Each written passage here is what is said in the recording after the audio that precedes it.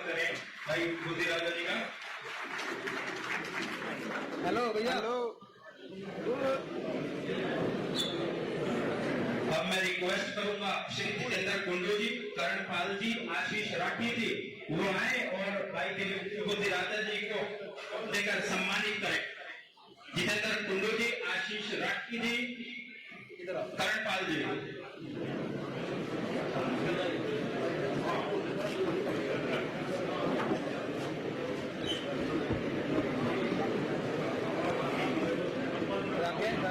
सारा क्या है यार?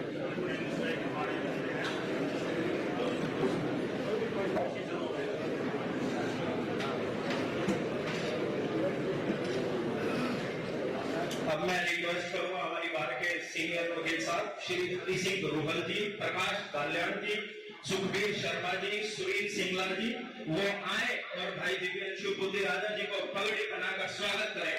श्री हरि सिंह रोहल जी, प्रकाश कल्याण जी, सुखबीर शर्मा जी, सुनील सिंगला जी।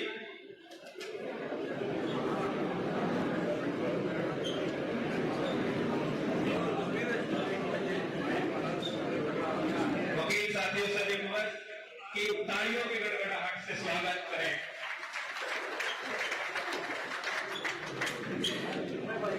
जिंदर है साइड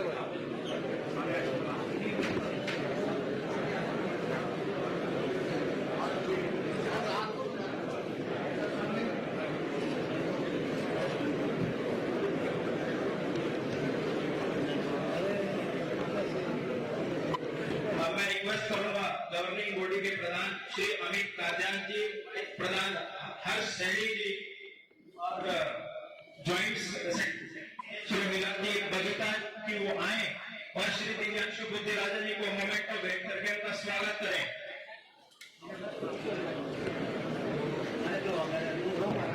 भाई साहब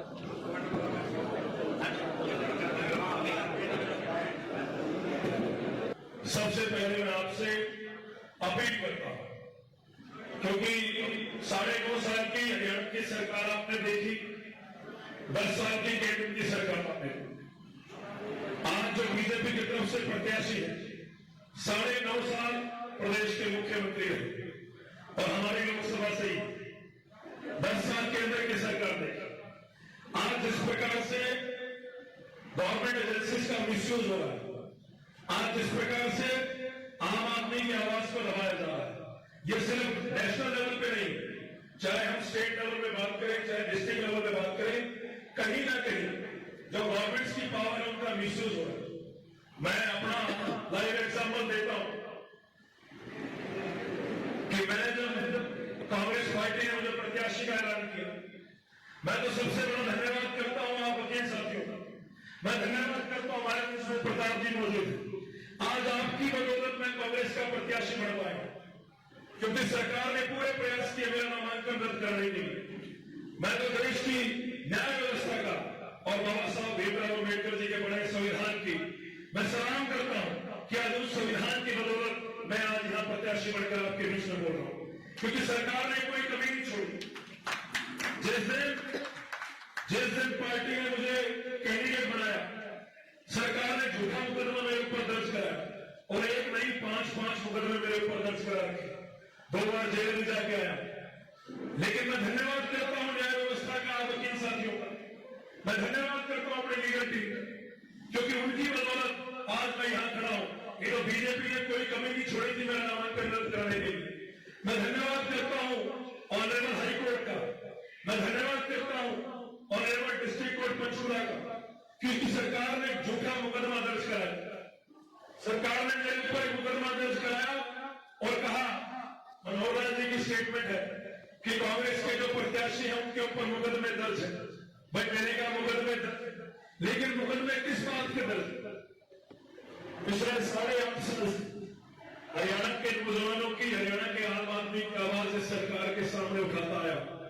और एक बार तो मनोहर खट्टर जी का हाथ पकड़ लिया था बतौर मुख्यमंत्री, लेकिन किसी ने पकड़ा, किसने उनका विरोध किया? मनोहर लाल जी से कोई व्यक्तिगत दुश्मनी नहीं है, लेकिन मनोहर लाल जी इस कुर्सी पर बैठे, जिस कुर्सी पर बैठ के उनको लोगों के हितों के लिए फैसले लेने चाहिए थे, उसका विरोध किया और एक नहीं 5 मुकदमे दर्ज है। और अभी हाल ही में एक झूठा मुकदमा मेरे ऊपर दर्ज कराया। लेकिन मैं तो धन्यवाद करता हूं अदालत का, क्योंकि जब अदालत में गए तो 2 मिनट के अंदर ऑनरेबल जज साहब ने उस झूठे मुकदमे में मेरे को जमानत दे दी और बीजेपी के मुंह पे करारा तमाचा मारने का काम किया। और मैं बाहर आया, मैं मीडिया के माध्यम से अदालत से बाहर आके मनोहर लाल जी को कहा कि मनोहर लाल जी, मेरे को तो अदालत ने जमानत दे दी, एक बार आप जनता की अदालत में तो आओ, जनता इस बार आपकी जमानत जब्त करने का काम करेगी, जमानत जब्त करें। देखिए, आप में से कई हमारे काफी सीनियर एडवोकेट साहब बैठे, मेरे हम उम्र साथी भी बैठे, मेरे से बड़े भी बैठे। मैं आज आपके बीच में 31 साल का नौजवान आज आपके बीच में अपील करने आया। बहुत मिडिल क्लास फैमिली से हो, घर आज के पंची का चुनाव नहीं लड़ा, घर पर आज तक किसी ने पार्षदी का चुनाव नहीं लड़ा। मेरे घर में मेरे अलावा 4 मेंबर हैं, 4 के 4 सरकारी एम्प्लॉई। घर में दूर दूर तक राजनीति से कोई लेना देना नहीं, कोई वास्ता नहीं। लेकिन पिछले 12 सालों से लगातार मेहनत कर रहे हैं, संघर्ष करते हैं। सबसे पहले 2014 के अंदर पंजाब यूनिवर्सिटी चंडीगढ़ का प्रेसिडेंट बना। हरियाणा का लिख लगाने का काम चंडीगढ़ के अंदर दूसरे किसी नौजवान ने हरियाणा से किया, तो आपके भाई ने किया, आपके बेटे ने किया। उसके बाद एनएसयूआई हरियाणा का पूरे प्रदेश का अध्यक्ष बना, क्योंकि कांग्रेस पार्टी के अंदर इलेक्शन सिस्टम है, चुनावी प्रक्रिया है। तो चुनाव के माध्यम से कांग्रेस की जो छात्र इकाई है एनएसयूआई, उसका अध्यक्ष बना। और अब 2018 के अंदर जो है हरियाणा यूथ कांग्रेस का अध्यक्ष चुनावी सिस्टम से 2 लाख वोटों से जीत कर आया। लेकिन पिछले 8 साल से लगातार सरकार के खिलाफ लड़ाई लड़ने का काम किया। मनोहर लाल जी से ये राजनीतिक लड़ाई तो आज चुनावी सिस्टम के थ्रू शुरू हुई, लेकिन उनकी गलत नीतियों के खिलाफ पिछले 8.5 साल से लड़ाई लड़ रही। न जाने कितनी बार मनोहर लाल जी को उनकी गलत नीतियों के खिलाफ समय समय पर आईना दिखाने का काम किया, और उसी एवज में मेरे ऊपर मुकदमे भी दर्ज किए गए, जेल भी भेजा गया। लेकिन गम इस बात का नहीं है कि मुकदमे दर्ज हुए या जेल गए, लेकिन बात इस बात की है कि 9.5 साल एक व्यक्ति को आपने मुख्यमंत्री बनाया, और एक नहीं 2 बार। अगर मनोहर लाल जी चाहते तो मुझे लगता है हमारे इलाके के अंदर आज ऐसे हालात ना हो।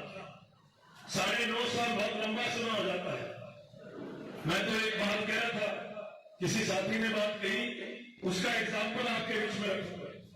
भाई, अनिल कपूर जी की एक फिल्म आई थी, रील और रियल लाइफ को कंपेयर करूंगा यहां पे आपके बीच में। अनिल कपूर की एक फिल्म आई थी, एक दिन के मुख्यमंत्री बनते अनिल कपूर जी। फिल्म का नाम है नायक। भाई, और कुछ हो ना हो, फिल्म देख के फीलिंग बहुत आती है, मजा बहुत आता है। भाई, एक दिन के मुख्यमंत्री के हाथ में कलम में कितनी ताकत होती है, और उस फिल्म को देख के पता लगता है अगर मुख्यमंत्री चाहे तो एक दिन के अंदर अपने इलाके के काया पलट कर सकता है। लेकिन आपने 9.5 साल दे दिए, बहुत लंबा समय हो जाता है 9.5 साल। आपने प्यार, आशीर्वाद, समर्थन देने में कोई कमी नहीं छोड़ी। लेकिन मैं पूछना चाहूंगा कि 9.5 साल का लंबा समय आपने दे दिया, लेकिन मनोहर लाल ने आपके प्यार, आशीर्वाद, समर्थन का क्या सिला दिया? मनोहर लाल जी ने इस इलाके के लिए क्या काम किया? 9.5 साल में करनाल पार्लियामेंट के लिए कौन सा ऐसा बड़ा प्रोजेक्ट खट्टर साहब लेके आए? ये सवाल पूछने की जरूरत है। मैं आज आपके बीच में आया हूं, आपसे अपील करने आया हूं, और साथ के साथ आपको विश्वास में दिलवाने आया हूं। देखिए, उम्र 31 साल है। मीडिया वाले पूछते हैं कि बुधियाना जी, आपके सामने तो 2 बार के मुख्यमंत्री चुनाव लड़ रहे, जिनका 9.5 साल का एक्सपीरियंस है। मैं उनको कहना चाहूंगा, 2 बार के मुख्यमंत्री जरूर है, लेकिन रिजेक्टेड, रिमूव्ड मुख्यमंत्री। चलती सरकार में मुख्यमंत्री बदलने के 2 कारण होते हैं। पहला कारण कि व्यक्ति की सेहत ठीक ना हो, लेकिन मनोहर लाल जी बिल्कुल फिट है। मैं देख रहा था, कल भी उनका रोड शो था, और मेरे से उम्र में बड़े हैं। मैं तो ईश्वर से प्रार्थना करता हूं कि उम्र लंबी हो, उनका स्वास्थ्य अच्छा रहे। लेकिन चलती सरकार में अगर उनकी सेहत ठीक थी तो क्यों मनोहर लाल जी को मुख्यमंत्री की कुर्सी से उतारा गया? चुनाव तो वो मुख्यमंत्री रहते हुए भी लड़ सकते थे। राजा को गद्दी से तब उतारा जाता है जब प्रजा राजा के खिलाफ बगावत शुरू कर दे। तो बीजेपी के दिल्ली में बैठे नेताओं को समझ में आ गया कि मनोहर लाल जी से हरियाणा की जनता, करनाल की जनता खुश नहीं, इसलिए उनको चलती सरकार में मुख्यमंत्री से उतार दिया। आप बड़े बुद्धिजीवी लोग हैं, इंटेलेक्चुअल क्लास बैठी है मेरे सामने, क्योंकि आप एक वोटर नहीं है, आपके पास जितना सोशल सर्कल है, आप समाज को दिशा देने वाले लोग हैं, क्योंकि दिन में कितने लोग आपसे उम्मीदों की तरह आपके पास आते हैं, कितने लोगों को आप रास्ता दिखाते हैं। मैं intellectual class of this city में आपसे पूछना चाहूंगा, एक व्यक्ति जिसके माथे के ऊपर उसकी खुद की पार्टी ने एक नकारा, नाकाबिल, रिजेक्टेड, रिमोट मुख्यमंत्री का ठप्पा लगा दिया हो, क्या आप बताइए, क्या आप ऐसे व्यक्ति को सांसद के रूप में स्वीकार करेंगे? ये सवाल मैं आपसे पूछना चाहता हूं। एक व्यक्ति जिसको उसकी खुद की पार्टी ने ही रिजेक्टेड मुख्यमंत्री का टैग दिया है, मुझे नहीं लगता कि करनाल की जनता उनको सांसद के रूप में स्वीकार करेगी। इश्यूज बहुत है, मुद्दे बहुत है, पानीपत की बात करनी जाए, स्मार्ट सिटी की बात करनी जाए, करप्शन की बात करनी जाए, प्रॉपर्टी आईडी, फैमिली आईडी की बात करनी जाए, और आप तो क्योंकि सारी दुनिया की समस्याएं आपके पास आती हैं, जब अफसर नहीं सुनता, जब सरकारें नहीं सुनती, तो अंत में आपका दरवाजा खटखटाया जाता है। और मैं तो आपको यही विश्वास दिलवाना चाहूंगा कि जीवन में 3 बार चुनाव लड़े, और हमेशा से कोशिश ये रही है कि मेरे साथियों ने जो जिम्मेवारी मेहनत करके मेरे बुजुर्गों ने आशीर्वाद देके जो मुझे दी, कोशिश ये करी है कि उस चेयर के साथ, जिस कुर्सी पर, जिस चेयर पर जो है मुझे बैठाया गया, मैं कोशिश करता हूं उसके साथ जस्टिस किया जाए। देखिए, आज कोर्ट के अंदर जब आदमी हर जगह के रास्ते बंद हो जाते हैं, इसलिए आता है क्योंकि जज साहब जिस कुर्सी पर बैठते हैं वो उम्मीद करता है व्यक्ति कि ये कुर्सी पर बैठा व्यक्ति हमारे साथ न्याय करेगा। तो मेरी भी कोशिश ये रही है, 3 बार चुनाव लड़ा हूं, तीनों बार ईश्वर ने बाजू पकड़ के बेड़ा पार किया है, और हमेशा से कोशिश रही है, चाहे यूनिवर्सिटी का प्रेसिडेंट रहा, चाहे एनएसयूआई का प्रेसिडेंट रहा, और चाहे यूथ कांग्रेस का प्रेसिडेंट रहा, तीनों बार कोशिश ये करी है कि जिस विश्वास से मेरे साथियों ने, मेरे बुजुर्गों ने मेरे ऊपर विश्वास जताया, मैं कोशिश करता रहा कि कभी ऐसा ना लगे कि उनको उनकी उम्मीदों पर खरा ना उतर सकूं। तो इसलिए आपके बीच में आया हूं। उम्र में आपसे बहुत छोटा हूं, मेरे कई हमउम्र साथी भी बैठे हैं, लेकिन कई हमारे बहुत सीनियर एडवोकेट साथी बैठे हैं, मेरे से बुजुर्ग। आपको विश्वास दिलाता हूं, आपको यहां से यकीन दिलाता हूं, आपका आशीर्वाद रहेगा, आपका सहयोग मिलेगा। तो ये 31 साल का नौजवान आपको विश्वास दिलाता है कि आपकी एक एक उम्मीदों पर खरा उतरने का पूरा प्रयास करूंगा, एडी चोटी का जोर लगा दूंगा, लेकिन आपकी एक एक मांगों को मौका मिला संसद में उठाने का, तो वहां जब आपका ये भाई हारेगा तो आपको आवाज पानी पर खाल के ऊपर सुनाई देगी। इसी विश्वास के साथ आज आपके बीच में आया हूं, और हमारे कादियान साहब और समस्त हमारी जो है बार एसोसिएशन बैठी, आपको भी विश्वास दिलवाना चाहूंगा। एक मांग जरूर कादियान साहब ने, हमारे जो न्यू फेलोज जो अभी आए हैं, जिनके लिए चैम्बर की व्यवस्था जो है कोर्ट के अंदर नहीं हुई है, मैं आपको पूरा विश्वास दिलाता हूं, अपनी तरफ से पूरा सहयोग करूंगा।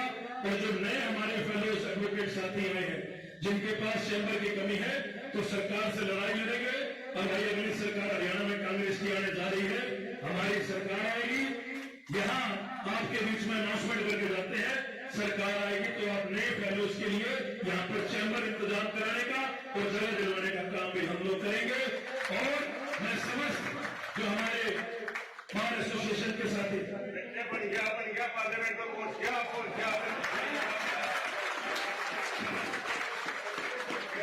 आपका बहुत बहुत धन्यवाद भाई। खाना तो पता नहीं मिलता नहीं मिलता, आपके आशीर्वाद से काम चल रहा है, आपका आशीर्वाद इसी तरीके से मिलता रहे। तो मैं अंत में अपनी बात को विराम देते हुए आप सबसे इजाजत भी लूंगा, और पूरी बार एसोसिएशन का सम्मानित मंच पर बैठे एक नेतागण और सभी एडवोकेट साथियों का यहां से बहुत बहुत धन्यवाद करता हूं, और उम्मीद करूंगा कि आने वाली 25 तारीख को आप एक एक वोट कांग्रेस पार्टी के पक्ष में डलवाने का काम करें। आपका ये भाई आपको विश्वास दिलाता है, जहां भी को मेरी जरूरत होगी वहां कंधे से कंधे मिलाकर आपके साथ खड़ा मिलूंगा। बहुत बहुत धन्यवाद। जय हिंद, जय भारत, जय कांग्रेस।